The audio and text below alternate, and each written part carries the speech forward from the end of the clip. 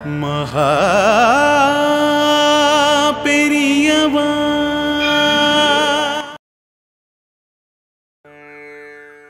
சகிய பருவத்தில் அகஸ்திய முனிவர் தனது கமண்டலத்தில் பொத்தி வச்சிருந்த காவேரி நதியை பிள்ளையார் காக்கா ரூபத்தில் வந்து கவிழ்த்து விட்டு லோபோகாரமான புண்ணிய நதியை ஓட வச்சார். அதனால தலக்காவேரியில் கண்ணங்கரேல்னு காக்காவா உருவெடுத்தார். மாசத்துல 2 தடவை ஏகாதசி அன்னைக்கு இந்த மாதிரி உபவாசம் இருக்கணும்.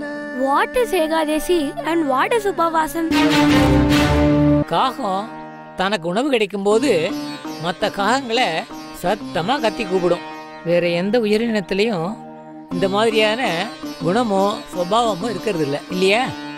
மனுஷாலையும் மறைச்சி வச்சுட்டு தான் மட்டும் சாப்பிட்றவா இருக்கா. 3 முறை உண்பவன் ரோகி, 2 வேளை மட்டும் உண்பவன் போகி, 1 வேளை மட்டும் சாப்பிட்றவன் யோகி. இந்த லோகத்திலேயே நம்ம பாரத புண்ணிய பூமியை தான் ஈஸ்வரன் கர்ம பூமியா வச்சிருக்கான். அதனால நாம நம்ம கர்மாக்களை சரிவர செய்யணும். அதுல முக்கியமானது காக்கைக்கு அன்னம் வைக்கிறது. நாராயண நாராயண நாராயண. மகா பெரிய